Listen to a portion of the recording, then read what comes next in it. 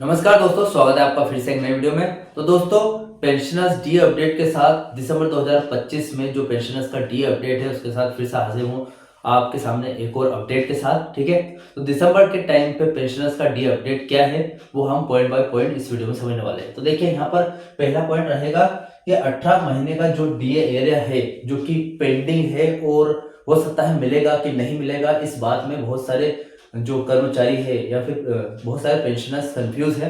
तो आज इसके बारे में सच्चाई जानेंगे कि 18 महीने का जो डीए है उसकी सच्चाई क्या है एरियर की, उसके बाद वो मिलेगा या नहीं आपको। उसके बाद सेकंड पॉइंट आता है दिसंबर पेंशन मैसेज और बैंक और स्पार्स का क्या है, आएगी या नहीं, दिसंबर के कब तक आएगी। ठीक है, उसके बाद यहाँ पर तीसरा पॉइंट आता है यहाँ पर हवलदार रैंक से एनबी सब इंस्पेक्टर पेंशन के साथ और आपको क्या क्या लाभ मिलने वाले हैं वो हम समझेंगे। ठीक है, तो फिलहाल जो दिसंबर के अपडेट है, महीने का जो डीए एरियर की सच्चाई क्या है वो महंगाई भत्ता है, जो महंगाई राहत यानी कि डीआर से जो सेंट्रल गवर्नमेंट के कर्मचारियों और पेंशन भोगियों का जनवरी 2020 से लेकर जून 2021 तक यानी कि पूरे 18 महीने के लिए कोविड-19 महामारी के कारण रोक दिया गया था।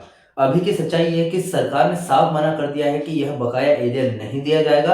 अगर 2025 में वित्त राज्य मंत्री पंकज चौधरी ने संसद में यह स्पष्ट कर दिया है कि महामारी के दौरान आर्थिक मुश्किलों के कारण यह फैसला लिया गया था और अब इसे जारी करना संभव नहीं है। कर्मचारी संगठन और पेंशनर एसोसिएशन लगातार इसकी मांग कर रहे हैं और कई याचिकाएं भी दर्ज की गई, लेकिन सरकार ने अपने फैसले को कायम रखा है कि भैया नहीं हो सकता। ठीक है, साफ शब्दों में देखा जाए तो अभी भी कई अपडेट यह निकल कर आ रही है कि 18 महीने का जो डीए एरियर है मिलने की बहुत ज्यादा संभावना है, मतलब बहुत ही कम संभावना है, क्योंकि सरकार ने इसे देने से मना कर दिया है। ठीक है, सरकार खुद मना कर रही है।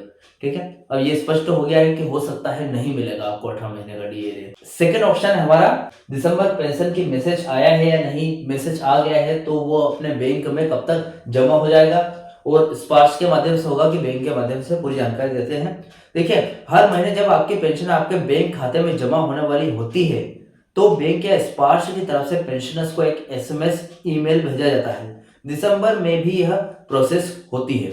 इस पर अपडेट ये है कि स्पार्श सिस्टम यानी कि SPARSH system for pension administration defence pensioner यानी कि जो रक्षा पेंशनर्स है के लिए अब ज्यादातर पेंशन का काम इसी पोर्टल के जरिए होता है। दिसंबर का मैसेज अगर देखें, आमतौर पर हर महीने की 20 दिसंबर से 26 दिसंबर तारीख 20 दिसंबर से लेकर 26 दिसंबर की तारीख के बीच पेंशन खाते में जमा हो जाती है। दिसंबर की पेंशन भी इसी समय सीमा में आने की उम्मीद है। ठीक है, स्पार्श से पेंशन आने से 1 से 2 दिन पहले पेंशनर्स को एसएमएस ईमेल आता है जिसमें बताया जाता है कि कितनी रकम जमा होने वाली होती है। अगर आपकी पेंशन भी सीधे बैंक से आती है तो आपको बैंक की तरफ से एसएमएस आएगा। ठीक है, जैसे स्पार्श में आएगी तो स्पार्श से ईमेल या एसएमएस आएगा, या फिर बैंक से आएगी तो वहां से भी आपको एसएमएस आएगा। जरूरी बात यह है कि अगर आपके नवंबर या फिर दिसंबर में अपना जीवन प्रमाण पत्र यानी कि लाइफ सर्टिफिकेट जमा नहीं किया है तो स्पार्श ने कुछ मामलों में मोहलत या फिर छूट समय दी है,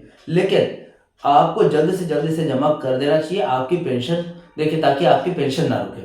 ध्यान देने योग्य बात यह है कि स्पार्श आप पेमेंट जल्दी करने की कोशिश करता है जिससे पेंशन को 1 से 2 दिन पहले ही पैसा मिल जाए। ठीक है, अब देखिए, हेव रैंक से एनबी सब पेंशन के साथ और लाभ। ठीक है, तीसरा पॉइंट हमारा आता है हवलदार रैंक से एनबी सब इंस्पेक्टर पेंशन के साथ। जब एक हवलदार अपने आखिरी समय में मानद नायब सूबेदार यानी कि होनरी नायब सूबेदार होनरी एनबी का रैंक पाता है या फिर एसीपीआई के तहत नायब सूबेदार के बराबर आता है तो उसकी पेंशन और अन्य लाभों पर क्या फर्क पड़ता है वो देखते हैं।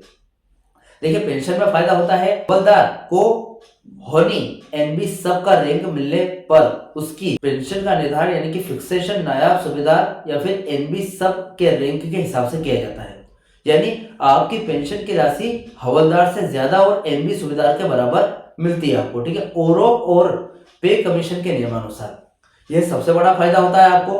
कुछ समय के मामलों में यदि किसी हवलदार को एसीपीआई मिला था और बाद में होनी एनबी सबका रैंक तो कोर्ट के आदेशों से ये स्पष्ट हुआ है कि उनकी पेंशन एनबी सुबेदार के हिसाब से तय होनी चाहिए। ठीक है, अब फिलहाल अदर बेनिफिट्स भी मिलते हैं।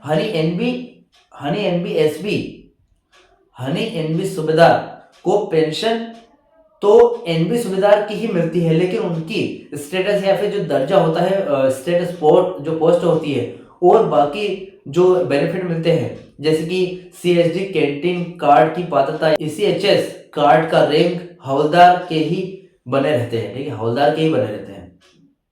आमतौर पर मानद रैंक यानी हॉनरी रैंक मिलने से सेवानिवृत्ति यानी कि जो ग्रेचुइटी, लीव इनकेशमेंट आदि पर कोई वित्तीय फायदा नहीं होता है। अब ओरो वन रैंक वन पेंशन में क्या होता है, दोनों रैंकों यानी कि हवलदार और एनबी सुबेदार के लिए ओरो के तहत अलग अलग पेंशन दरें रेट्स है, और होनी एनबी सुबेदार को एनबी सुबेदार वाली दर का फायदा मिलता है। ठीक है, साफ साफ शब्दों में देखें तो होनी एनबी सुबेदार का रैंक मिलने से सबसे बड़ा फायदा बढ़ी हुई पेंशन का होता है, जो नायब सुबेदार के बराबर होती है।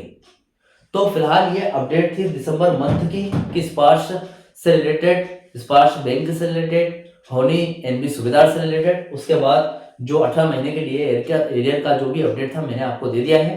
फिलहाल इस अपडेट से रिलेटेड कोई भी आपके डाउट क्वेश्चन वगैरह तो मुझे कमेंट बॉक्स में कमेंट कर सकते हैं। वीडियो अच्छा लगा तो वीडियो को लाइक कमेंट से जरूर करें। मिलते हैं दोस्तों नेक्स्ट वीडियो में। सी यू सून।